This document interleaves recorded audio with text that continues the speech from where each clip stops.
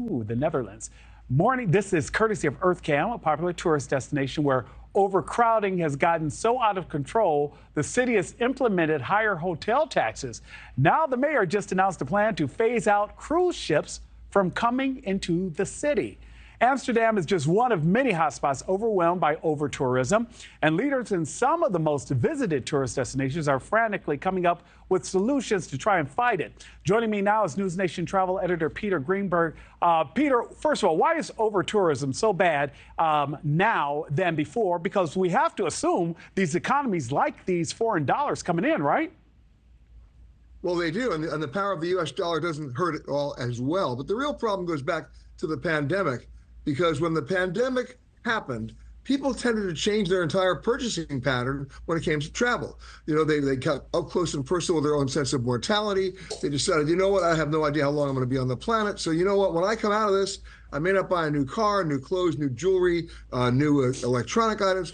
I want to buy experience. And they came out of the gate screaming. They weren't even price sensitive. So the numbers have already exceeded 2019 levels. So you have an issue here of overcrowding. And then that intersects, unfortunately, with some pretty bad behavior among a lot of tourists. Absolutely, Peter. I can attest to that myself. I've seen it while in Rome. Hey, get off those steps. They were moving people along. I know that Rome definitely has a problem. Which cities and landmarks are impacted by the most with this abundance of tourism? And it's not just exotic places, right?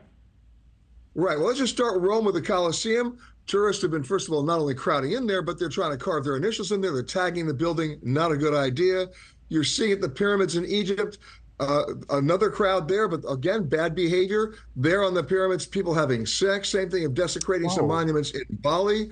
And by the way, you mentioned Amsterdam at the top of the piece. Amsterdam has just instituted a new rule banning all new hotel development and building starting now. What that means is they don't want to add a single new hotel room in town because it's already too crowded.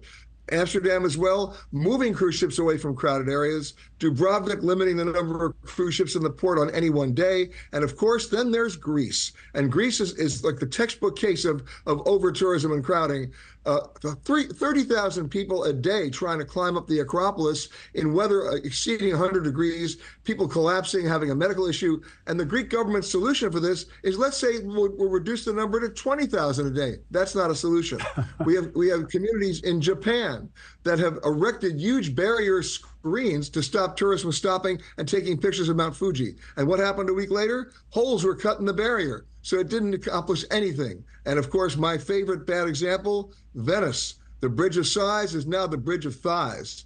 And it's not getting any better. So even though Venice has instituted a €5 fee for anybody who can't prove they have a hotel reservation that night in the city, it hasn't stopped people from coming. You know, I stopped doing Europe between May and September because I knew that that was the wrong time to go. And earlier this week, I told you that, hey, as a result, I'm planning a trip to South America to try to avoid that. But what kinds of rules and regulations are city leaders implementing to help fight that over-tourism? Well, first of all, they're trying to do some economic consequences like that €5 fee in Venice, which they're now thinking of increasing. They're thinking of a fee in Rome.